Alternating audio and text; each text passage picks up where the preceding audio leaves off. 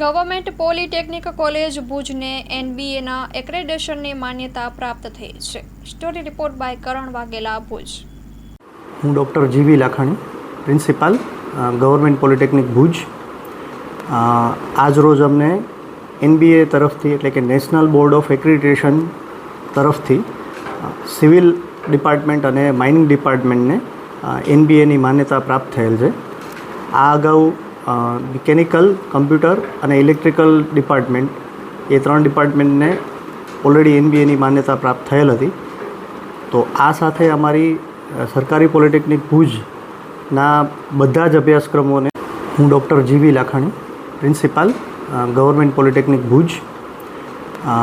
આજ રોજ અમને એનબીએ તરફથી એટલે કે નેશનલ બોર્ડ ઓફ એક્રેડિટેશન તરફથી સિવિલ ડિપાર્ટમેન્ટ અને માઇનિંગ ડિપાર્ટમેન્ટને એનબીએની માન્યતા પ્રાપ્ત થયેલ છે. આ અગાઉ મિકેનિકલ, કમ્પ્યુટર અને ઇલેક્ટ્રિકલ ડિપાર્ટમેન્ટ એ ત્રણ ડિપાર્ટમેન્ટને ઓલરેડી એનબીએની માન્યતા પ્રાપ્ત થયેલ હતી.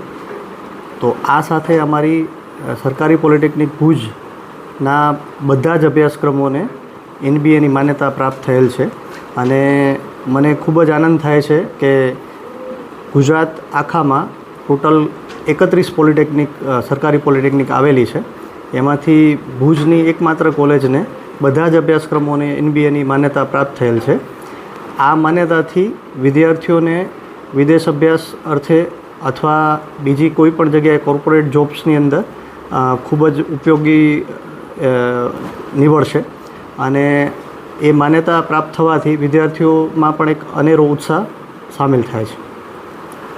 આજરોજ ગવર્મેન્ટ પોલિટેકનિક ભુજ કોલેજને એનબીએનો એક્રેડિટેશનની માન્યતા પ્રાપ્ત થઈ છે. ત્યારે અમે ભૂતપૂર્વ વિદ્યાર્થી મંડળ વતી આજે પ્રિન્સિપલ શ્રી અને પ્રોફેસરોનું સન્માન કર્યું છે. અમને ગૌરવ થાય છે કે અમે જે કોલેજમાં અભ્યાસ કર્યો ત્યાંથી અમે એન્જિનિયર થઈને નીકળ્યા એ કોલેજને આજે તમામ ફેકલ્ટીને એનબીએ પ્રાપ્ત થયું છે. ત્યારે ગુજરાતમાં 31 સરકારી પોલિટેકનિક છે જેમાંની 100% એનબીએની માન્યતા ધરાવતી કોલેજ થઈ છે.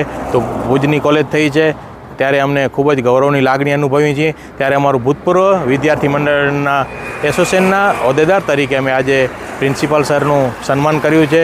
અને આનાથી જે કચ્છના વિદ્યાર્થીઓ છે જે અહીં અભ્યાસ કરે છે વિદ્યાર્થી, ત્યારે વિદેશ અભ્યાસ અર્થે પણ જવું હશે ત્યારે એનબીએની માન્યતા પ્રાપ્ત હોવાને લીધે તેમને જોબ હોય કે અન્ય ઉચ્ચ અભ્યાસ તમે ક્યાંય તકલીફ નહીં પડે. ત્યારે અમે આજે ખૂબ જ ખુશીની લાગણી વ્યક્ત કરીએ છીએ.